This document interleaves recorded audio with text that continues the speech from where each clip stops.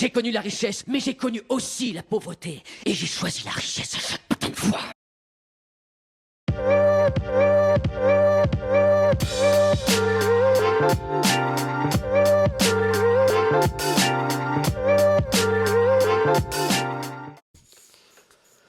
Et bonjour à tous et bienvenue sur la chaîne de l'Examen Crypto. Nous sommes le lundi 28 avril 2025, il est 8h50. On va faire le point sur la situation du Bitcoin, on va regarder les news et on va regarder les altcoins. Bref, que du lourd. En plus, il y a des bonnes nouvelles. Allez, on s'installe confortablement et on démarre. Mais avant, je rappelle bien sûr que tout ce que je vais dire dans cette vidéo n'est en aucun cas un conseil financier. C'est à vous de faire vos propres recherches.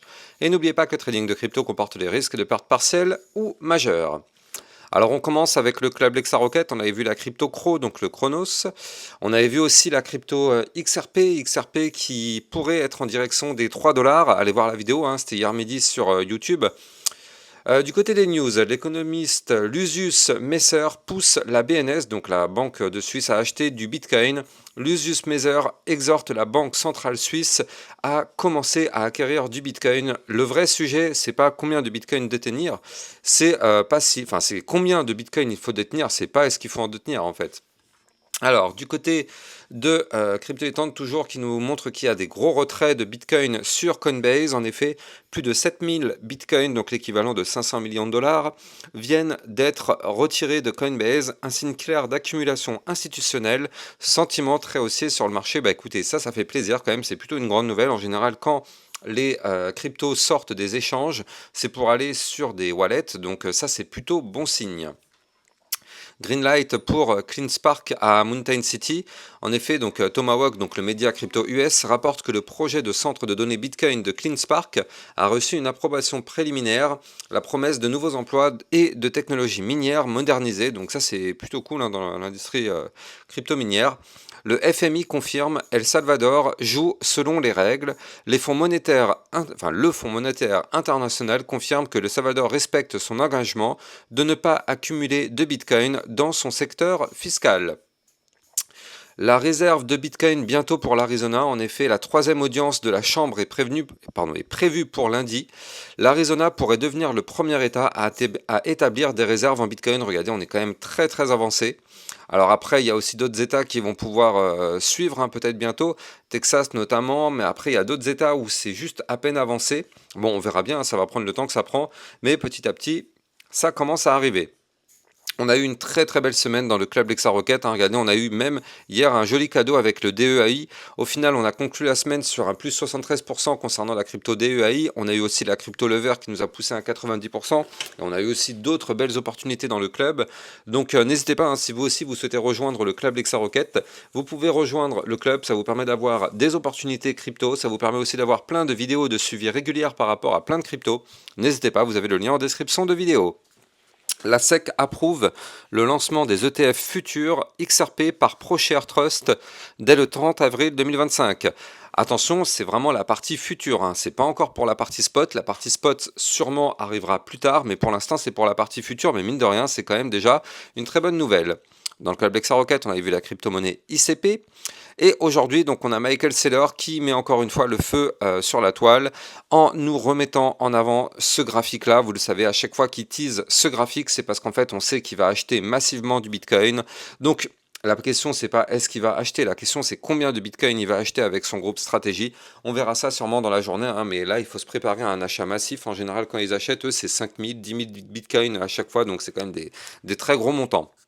Et je rappelle que pour rejoindre mon Discord, pour rejoindre toute la communauté, trader avec eux et vous entraider, vous poser des questions, n'hésitez pas, vous avez le lien en description de vidéo, tout comme mon lien Twitter officiel et aussi comme le lien du club LexaRocket, tout est en description de vidéo. Allez, on démarre la partie analyse technique. Et donc, on va démarrer sur notre Bitcoin. Attendez juste que je reprenne mon Bitcoin. Le Bitcoin qui, pour l'instant, eh bien, est plutôt pas mal. Hein. Regardez ça, on a un Bitcoin qui est toujours au-dessus des 94 000 $. On est même au-dessus du haut de l'ancien range, au-dessus du bas du range, pardon. Donc souvenez-vous, ce bas de range, il est ici, à 92 500. On a eu une phase de retracement, ça c'est ce que je vous avais dit depuis vendredi, hein. Je vous ai dit, attention, on va avoir un retracement. Donc là, effectivement, on a eu notre retracement. Vous le voyez, on est revenu retester les 92 793 $. Bon, on aurait pu avoir un retracement un peu plus prononcé, mais le graphique, enfin le Bitcoin a décidé d'aller chercher au final le support des 93 477 et de rebondir dessus. Bon, j'ai envie de dire tant mieux, c'est un tout petit retracement.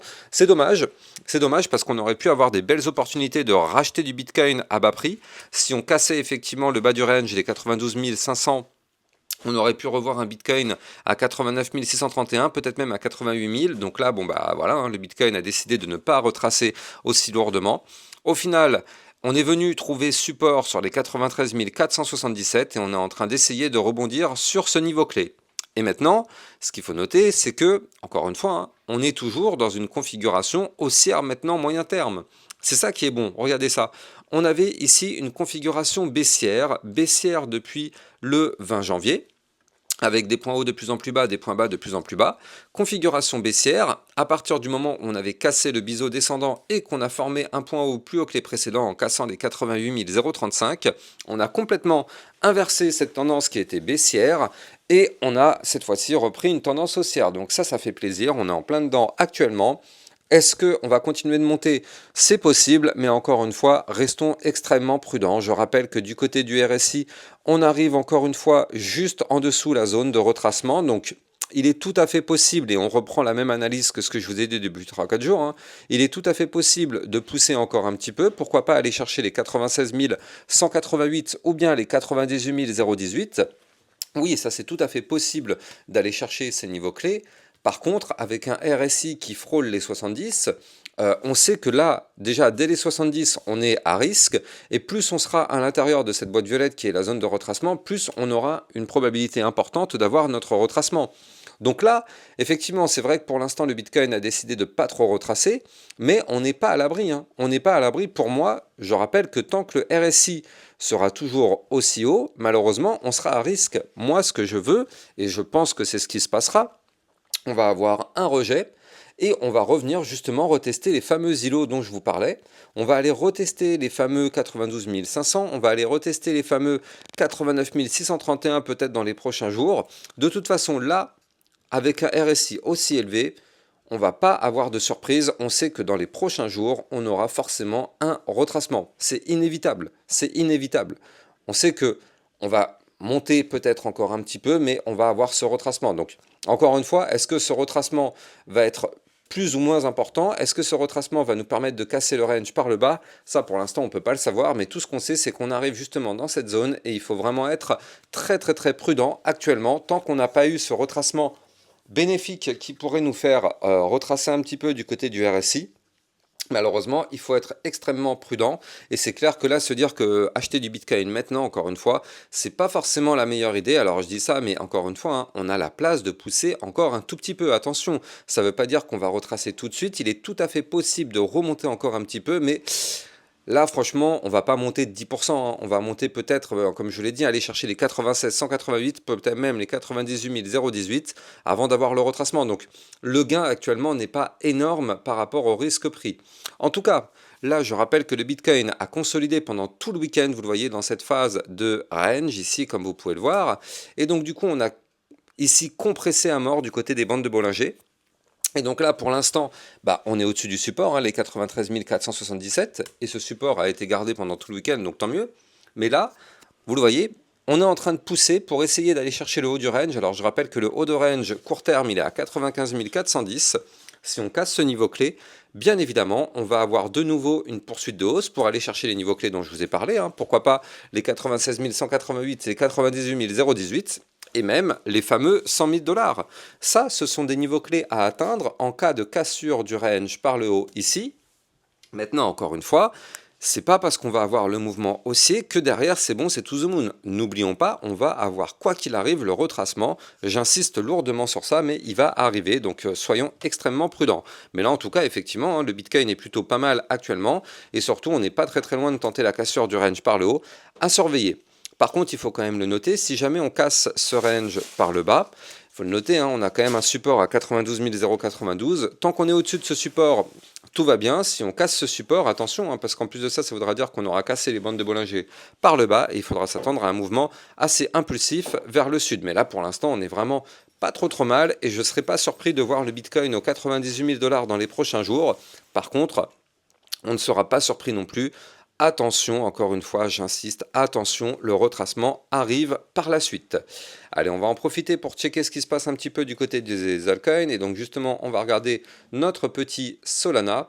Avant de continuer, je rappelle que vous pouvez trader toutes les crypto-monnaies en utilisant mon lien de parrainage Binance que vous avez en description de vidéo. Ça vous permet d'obtenir un bonus à vie sur vos frais de trading. Et ça vous permet surtout de trader sur une plateforme enregistrée PSAN auprès de l'AMF. N'hésitez pas, le lien est en description de vidéo. Du côté du Solana, on va pas se mentir, hein, c'est plutôt parfait tout ça, vous le voyez. On est venu faire un pullback parfait du range qu'on avait breaké. Souvenez-vous, on avait cassé ici les 145 $. C'était une zone clé.